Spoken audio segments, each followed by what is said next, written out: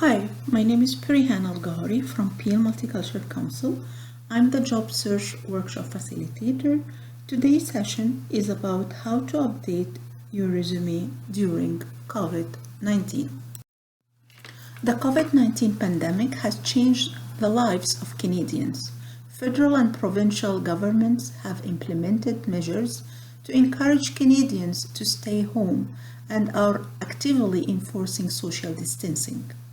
Countless businesses have been forced to close their doors, and millions of Canadians have lost their jobs or had their hours reduced. Though the economy has been hit hard by these changes, but there are some bright spots. If you're looking for work right now, like hundreds of thousands of other Canadians, here are 10 sectors that are actively hiring right now: essential retail, customer service, public health and government, healthcare, manufacturing, technology and IT, news and publishing, banking and finance, telecommunications, engineering, and architecture. Therefore, you need to be prepared and ready to apply. Here are some basic tips to update your resume. Choose your resume layout. There are three basic types of resume formats you can use. The first one is chronological. This is the most frequently used and presents your work history, starting with the most recent job first. Functional. If you have a gap in work history, you may want to use a functional resume that focuses on your skills and experience. Hybrid or combination. This is the third type of a resume layout.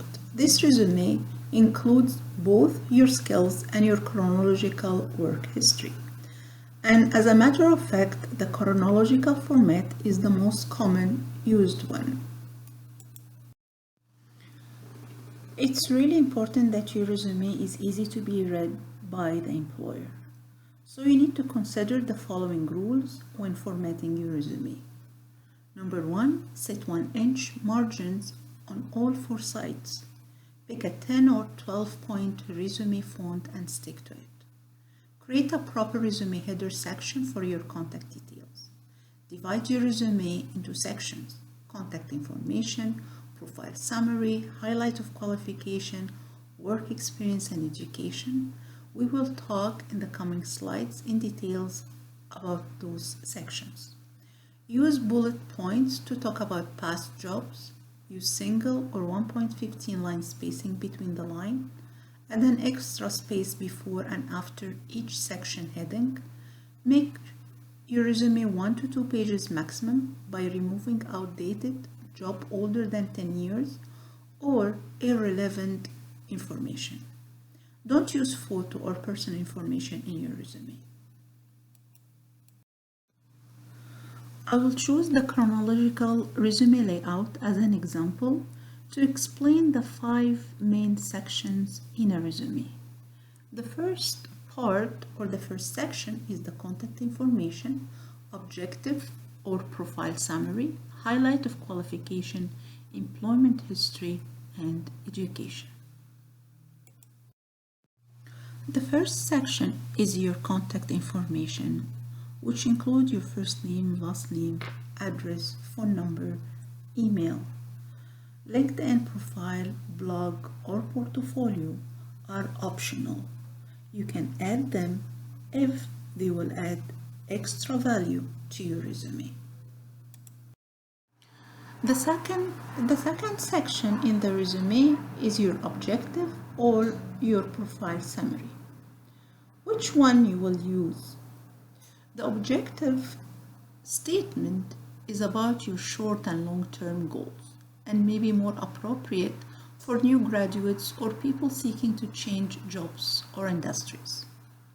While profile summary is a brief statement about your skills, impact, and experience, and it is appropriate for people with at least a year of relevant professional experience.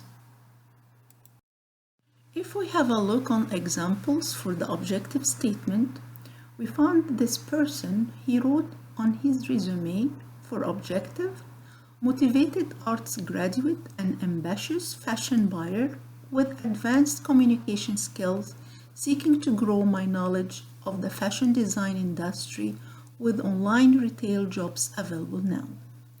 While another person used the profile summary and he wrote on his resume, organized dental office associate with 7 years of experience maintaining effective client schedules, billing policies, and office workflow. The third section, and the most important, is the highlight of qualification. This is the part which you need to list your area of expertise, your strong knowledge, and excellent hard and transferable skills, equipment, tools, methodologies that you have used, computer proficiency, including MS Office and sector-specific software, linguistic skills, language proficiency, certification, experience, education related. If not related to recent experience, then stated further down in the highlight. Here are some examples of skills and accomplishments under highlight of qualification. For example, you can write awarded for 2 consecutive months of highest sale, managed 4 key accounts with sales of more than 112,000, developed new territories resulting in 12% increase in sales, negotiated new contracts totaling more than 63,000 annually, solid experience in research, documentation, report, writing, and writing project proposals, excellent problem solving and conflict resolution skills, computer proficiency in various computer applications. The fourth section is your employment history. You need to start with your most recent employer first. First, mention your position, the name of employer and location, and the start and the end year of your employment duration. Then you need to list your duties and responsibility undertaken in your role with the organization, starting with an action verb in the past tense. Describe your responsibilities and achievement in terms of impact and result. Use example, but keep it short. As an example on the employment history section, here is a snapshot from a resume. This job seeker wrote his employment history by mentioning his recent job as a vice president of operations since 2007 till present at Ontario Baptist Homes, North York, Ontario. Then he listed his duties and responsibility by starting with an action verb in the past tense by saying achieved the facility's best year in recent history financially, developed uniform standards in personal policies and management procedures. Then he listed his previous work experience by saying he was a director of membership services from 2004 to 2007 at Florida Association in the USA, and he listed some of his duties and responsibilities by saying designed and launched an improved calendar of education workshops, introduced and successful market program to build membership. In the education section, start with your most recent degree first. If master and bachelor degree are in the same field, then only state the highest degree. So mention your name of degree, year of graduation, completion, name of the educational institution, university, and country. As an example of education section, here this person finished his diploma in business administration in 2008 from Trives College, Mississauga, Ontario. Also, he finished degree in statistics and mathematics in 2003 from University of Mexico in Mexico. As you can notice, also here when you are mentioned the section in the education, you need to use the chronological time by mention the recent one and then the previous. Let us summarize the basic section of a resume. We are starting with the contact information and then the objective or your profile summary, then your highlight of qualification, employment history, and at the end is your education.